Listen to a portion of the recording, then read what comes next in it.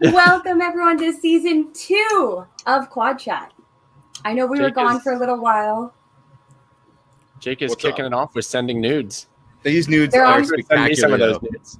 Are they good? They're on his look TikTok. Yeah, so for those of you who are new, Jake likes to eat during the show. It's part of the show. So unfortunately, it's his dinner time always, and he's a hungry boy. So he's got to eat. But how's everyone doing? We've missed you. I'm really glad you guys brought the show back. This was my favorite FPV show. When it kind of... It's awesome. Enough people bugged us that they missed us, so we decided let's just get back at it. Glad it's back. Honored to be your first guest. Thanks for having me. You guys being associated with, well, I guess owned by the same company that owns Fat Shark, what's that do to you guys' DJI stuff? Doesn't really matter. We support all three. Our big focus would be the digital platforms, and I'm happy we have two of them, right? We've got DJI and SharkBite, and I think that there's differences between the two. So, I mean, they're both digital HD, but, they're not the same. I think they both have kind of their own pluses and minuses. I think DJI is kind of a more well-packaged, out-of-the-box, user-friendly experience. SharkBite is a little bit more, I don't know what word I'm looking at. I want to say pro-grade. It's a little more like analog where you have to set it up a bit more manually, but you get some advantages like less latency. You can feel that latency. If you're on the same power level, the performance that you end up getting is very comparable. But DJI right now does offer higher power levels, so you still get better range with that. But then SharkBite's got the smaller form factor. So, like I said, we have a Whoop now that's, it's super lightweight and HD. So, there's overlap, but there's still different enough products that for us it makes sense to support both.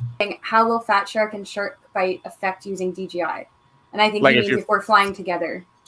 Same thing as analog, which some people report having a terrible time flying, a mix of analog and DJI. Our experience here in Florida has been pretty much fine.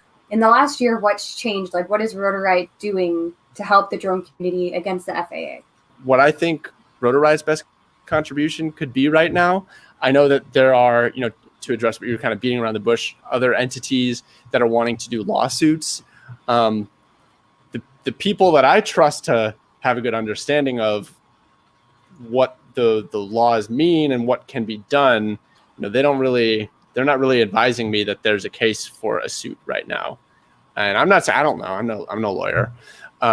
If there is a case for a lawsuit, I'd be happy to jump on board, but I don't really see what there is for that right now. What would you say, Drew, disappointed you the most in FPV in the last year? If you had to pick something that was disappointing to you. So something in FPV? Something that happened within the last year that you found disappointing within the FPV, either industry or scene. I think 2020 just not being able to have events. I mean, just as a fact of COVID, not just the rotorriot events, but any of the events. Like FPV exists too much on social media. And that's just kind of by nature of like how spread out we are, and so I just feel like the more time that's spent exclusively on social media, the more, hate to use played out words, like toxic things get. And I just felt like anytime there was a big event where people actually got together, it was like a big reset button and everyone like sees each other face to face. And it's like, can't we all just get along? I see people are asking where can they get more information about Rampage. So yeah, let me see here. She can post a link to that. But if you just go to rampage.rotorriot.com. Rampage.rotorriot.com. That should have everything. Good point, AA. FAA registration. Is that right? FAA registration. You are required to have FAA registration when you fly your drone. That's not us requiring it, but you're required to do that. So AA wants to know, are you checking if people are FAA registered when they show up, or you just expect everyone to be? We are expecting that you are going to follow the laws because it's a law. Questions. But there's all sorts of laws that you can break while at Rampage, and we can't check on everyone's following every law. You might get arrested, but that's, I don't know. I don't know. What do you want me to say? It's Rampage. We can do whatever we want. Gosh, I'm nervous. Just leak it out. My team's going to be mad. Just leak it out. Only 44 people are seeing this right now, so it's not that bad. Okay, we are going to be doing a subscription service for our built drones so that you can have your repairs covered. So break it, send it back to us. No questions asked. We'll fix it for you for free. And there'll be a deep discount on any parts that need to be replaced. Quad care coming soon. I think that's something that will really help a lot of people, especially the ones that just don't have the time to fix drones or learn about fixing drones. Or add the FPV dad here. I know he's got some questions for you. FPV dad, it's actually happening. I told you it would happen. This is not a scam, man. To be honest, no, not even that. I think I was just taking it all in. She's a little sketchy. I can see why you might think it's a scam. I'm a fellow Canadian, okay? He knows. Yeah. You Canadians are shifty, eh? I think it's the cold that makes us a little bit off balance a little bit. But as soon as I saw FPV, to be honest, it started with, I'll be honest, Mr. Steele. I saw Mr. Steele all over YouTube conquering the pages. And then I was like, all right, well, that's pretty intense, but I can't follow what this guy is doing. He's all over the place. And then I searched a little bit more and I found the rotorriot page. When I saw your footage, it was like, whoa, that's how it's supposed to look. Look how smooth that is. Thanks, man. No problem. I could actually follow where you were going, and it seemed seamless. You were going from one spot to another, and just it seemed like it was supposed to happen that way, rather than just a bunch of tricks in a video. And all right, there's my video. Yeah. Well, I mean, I like all the different styles. I think that's what makes FPV so cool, is that you can have the very acro style. And at the end, I think a lot of people get into it for that. But yeah, I like the flow thing. I like to be like a roller coaster. So Jason says, Drew, how has Rotorriot and your job changed since the acquisition of Red Cat? By Red Cat. Funny. I have kind of a new answer for that, and it didn't really. I didn't really realize something that had happened until kind of more recently. We worked very much as partners, all the way through 2019, and then when the Red Cat acquisition happened. In 2020, part of the plan was Chad would kind of move on to a role in Red Cat, which is what had happened. And it wasn't overnight per se, but pretty quickly I was left all alone with Red Cat. And that was the plan. And it just didn't really dawn on me till ever that I'm like, oh, Chad is out. It's been all my leadership for all of 2020, a whole year. How often are you actually flying? I'd like to fly more, but I like every Sunday, go flying every Sunday, no matter what, because that's when you're going to have the best spot anyway. So it feels like a wasted day to not fly on a Sunday. Out of Time says, Drew, if you had to use the same component and only that one component for the rest of your life, what would it be?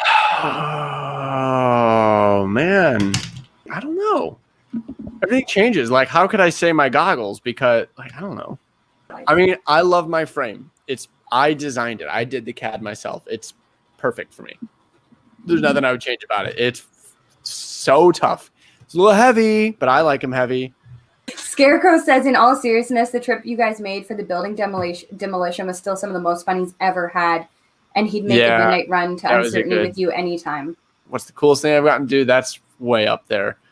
Yeah, we got the call saying, okay, we're blowing up a building in 16 hours in Jacksonville. Okay, let's get in the car and go.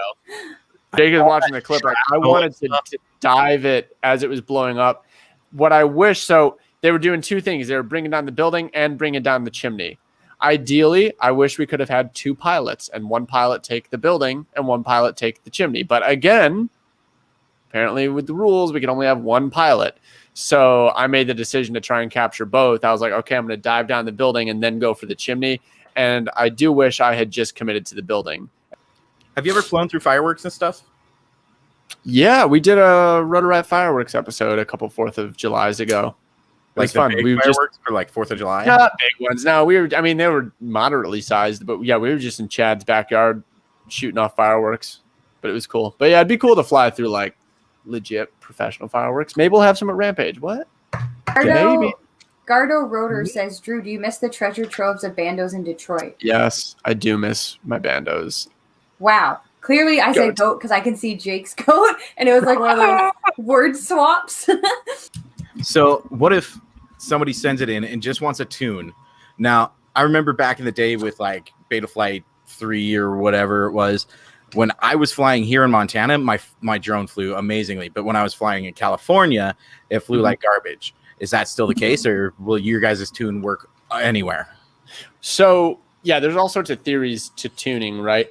And they'll fly good anywhere. And if they don't, we'll fix it. We actually offer remote tuning. And, I mean, we could do that by trying to... The best way to do that is we have a little piece of technology that we're betaing right now. We haven't really, like, published. So here's another thing. Another little beta thing that we're betaing is we have a little piece of technology where you can plug your flight controller into your computer, and I can go into Betaflight here in Florida. We can like go into your drone and tune it through the matrix. Just send an email, support.rotorriot.com. Why we haven't pushed it harder is that it only works on Windows computers now, so you need to have a Windows computer. So that's kind of a bummer. LeDrib, how is flying a drone located across the country via Wi-Fi? That was nuts. Experiencing firsthand technology like that, it was just mind-blowing. But thank you guys. We're going to go offline now. We really appreciate you all. Next week, you'll be seeing some highlights from this episode. And the week after that, you're going to see Nico films. And Nico, I'm tuning into that. Definitely post that in the Rotorriot Facebook group, and I'll pin it because I'm thank you. super excited to hear about some of those bananas things. And I'm like, is that CG? That's yeah, my he's question. on a different Is that level. CG? I know it's not, but it's just crazy. Yeah.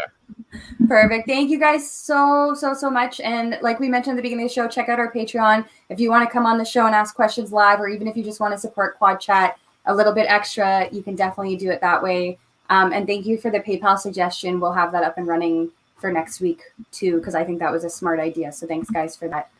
But And have a good night, everyone. I look forward to the Guyliner episode.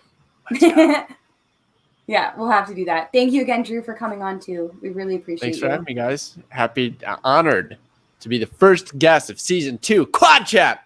Yeah.